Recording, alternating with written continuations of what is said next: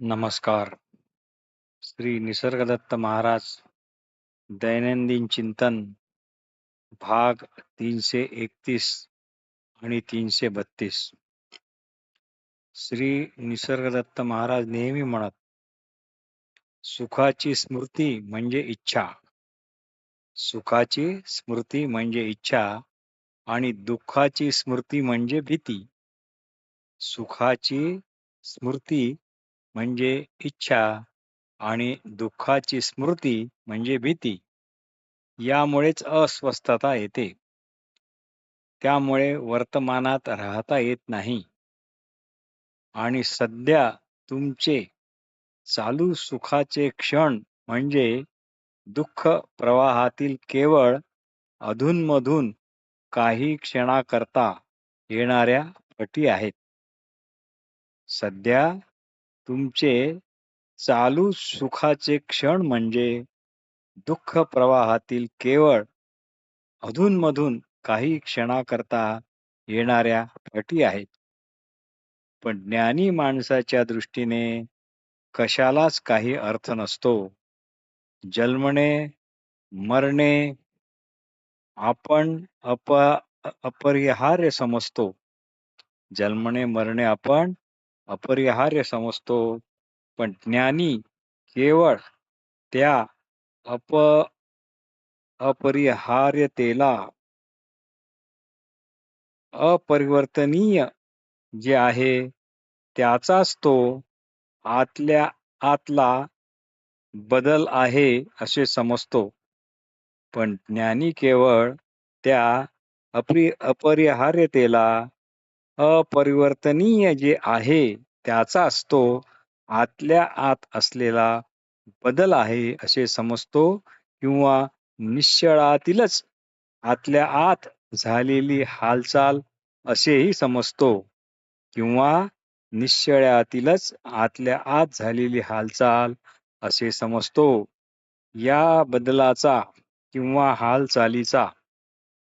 बदलाचा किंवा हालचालीचा जे अपरिवर्तनशील आहे किंवा निश्चळ आहे त्यावर काहीच परिणाम होत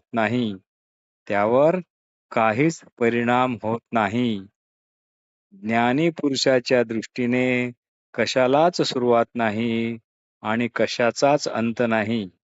मीठ पाण्यात विरघळते तसे सर्व काही शुद्ध असणेपणात विरघळून गेलेलेच आहे. ज्ञानी हे पक्के जाणतो की आपल्या ठिकाणी जे अगोदरपणाने असणारे असणेपण आहे, हे अगोदरपण कालाधिष्ठित नाही. तात्पर्य, कोणत्याही कागदावरच्या चित्राच्या किंवा कागदावरच्या कोरेपणाच्या अगोदरपासून म्हणजे चित्राच्या आधी, म्हणजे त्याच क्षणी कागदाचे असणे, किंवा कागदावरच्या कोरेपणाच्या आधी म्हणजे त्याच क्षणी कागदाचे असणे, हाच अगोदरपणाचा अर्थ आहे. हा अगोदरपणा म्हणजे भूतकाळ नाही, हा सदैव कालातीतच असतो. हे आपण परत ऐकू. कोणत्याही कागदावरच्या चित्राच्या किंवा कागदावरच्या कोरेपणाच्या अगोदरपासून म्हणजे चित्राच्या आधी म्हणजे त्याच क्षणी कागदाचे असणे, किंवा कागदावरच्या कोरेपणाच्या आधी म्हणजे त्याच क्षणी कागदाचे असणे, हा अगोदरपणाचा अर्थ आहे. हा अगोदरपणा म्हणजे भूतकाळ नाही, हा सदैव कालातीतच असतो.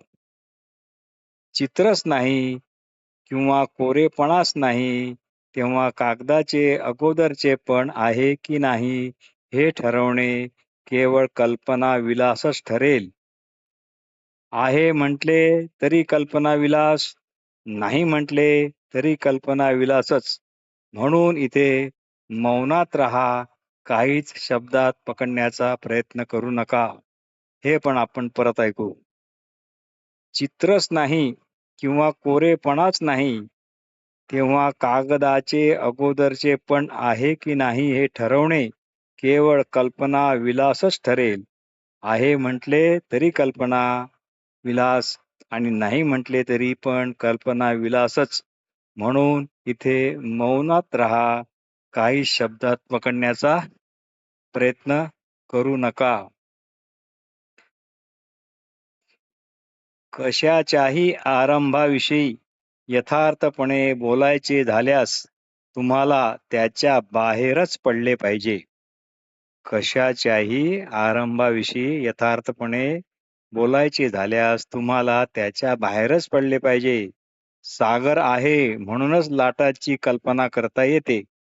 सागर आहे म्हणूनच लाटांची कल्पना करता येते. त्याप्रमाणे सर्व अस्तित्वाचे मुळे असणेपणातच आहेत. त्यामुळे सर्व अस्तित्वाचे पाने मुळे असणेपणातच आहेत. म्हणूनच एका प्रश्नाला तो प्रश्न असा, मी देहमन आहे ही जाणीव केव्हा उदय पावली? अशा प्रश्नाच्या उत्तराकरता महाराजांनी फार मोठे असे गूढ उत्तर दिले. ते म्हणाले, आत्ताच. प्रश्न असा होता, मी देहमन आहे ही जाणीव केव्हा व कशी उदय पावली?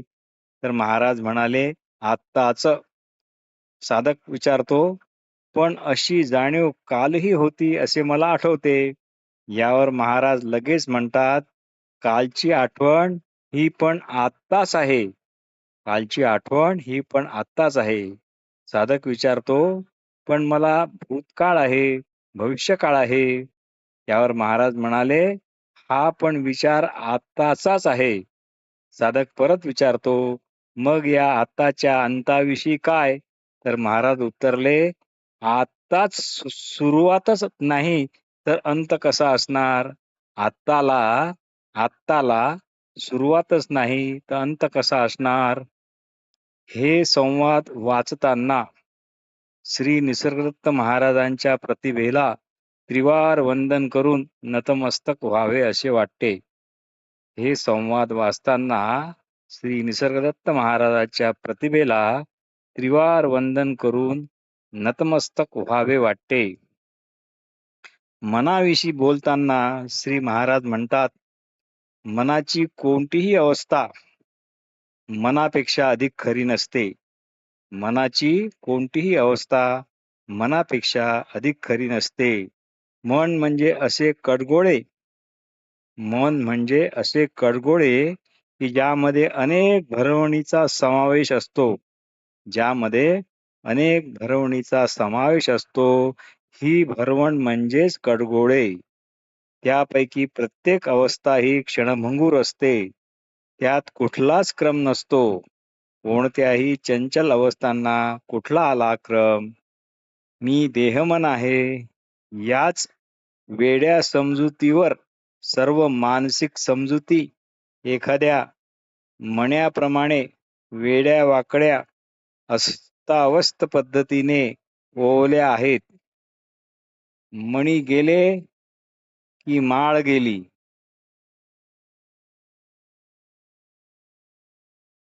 Content of consciousness is consciousness. Content of consciousness is consciousness. यातील इज हा इटालिक म्हणजे भरवण म्हणजेच कडगोळे.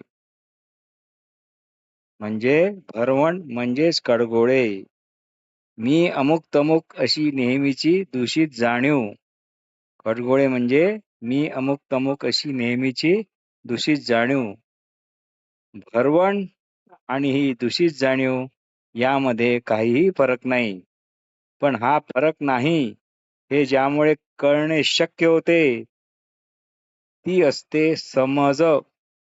आणि याला अगोदरपणाने आधार असतो असणेपणाचा. मनाच्या सर्व अवस्थांचे अस्तित्व व सातत्य विषयक जे काही खरे वाटते त्याचे मूळ अविचारातच आहे, कल्पनेतच आहे, भाबडेपणातच आहे, भोळेपणातच आहे. मी आहे हेच फक्त खरे आहे. मी आहे हेच फक्त खरे आहे. पण यावर आधारित जे मी अमुक तमुक आहे हे मात्र मिथ्या आहे. हा समज न येणे हे आपल्या मानसिक दुबळेपणाचे किंवा सुस्तीपणाचे किंवा अति आसक्तीचे लक्षण आहे. अति आसक्ती हा पण एक अडथळाच आहे.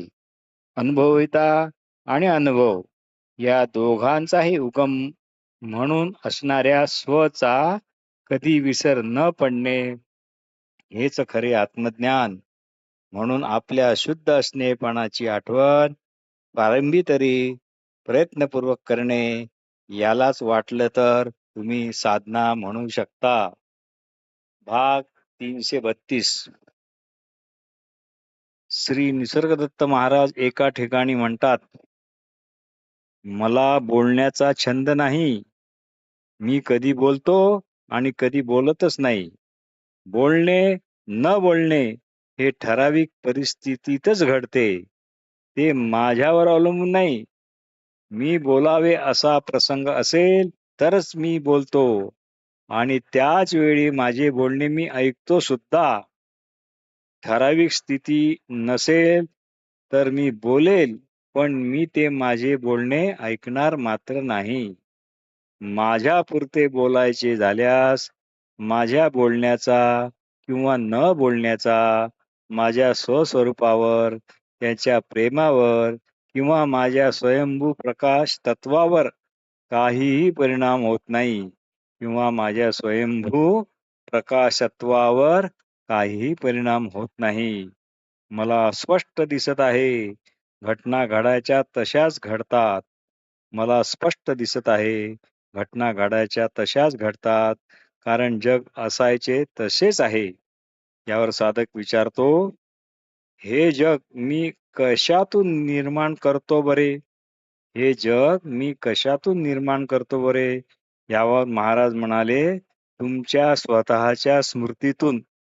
तुम्हीच तुमचे जग निर्माण करता आणि दुसरे लोक त्यांचे त्यांचे आपापले जग निर्माण करतात.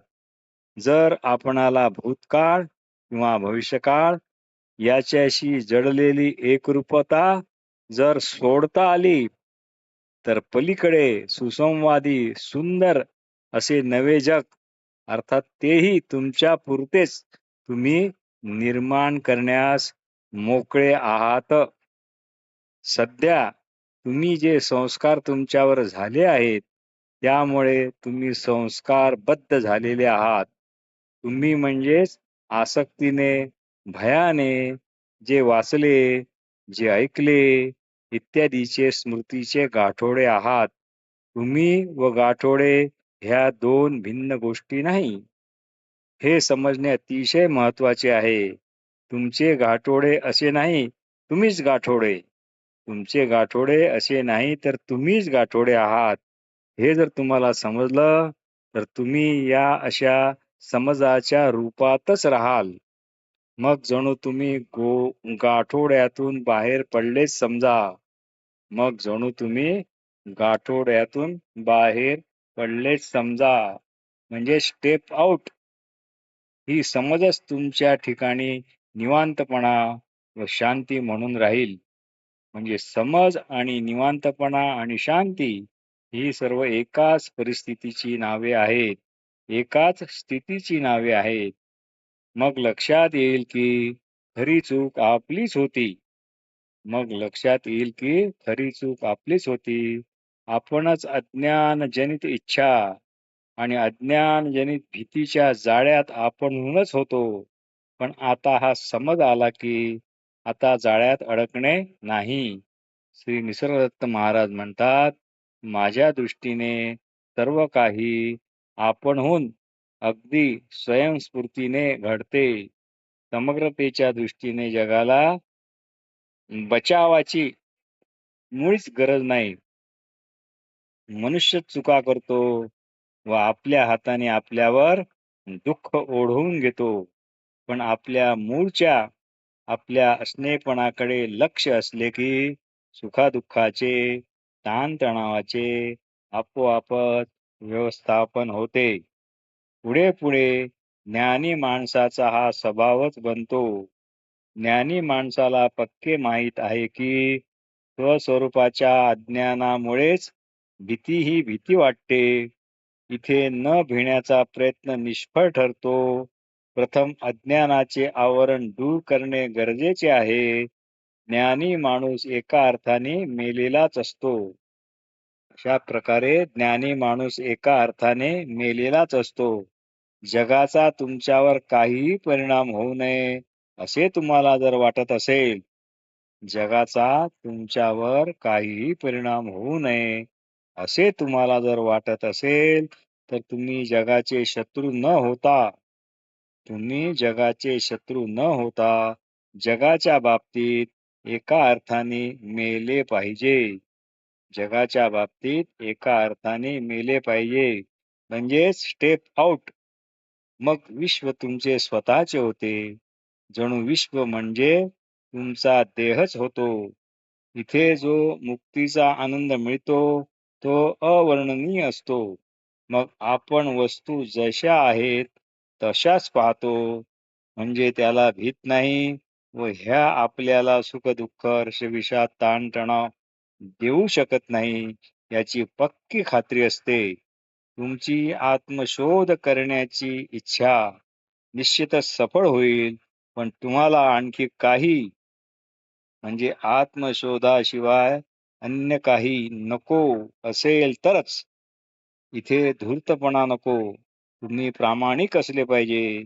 आजूबाजूला न वळता, मागे सुद्धा न पाहता अंतर्मुख व्हा.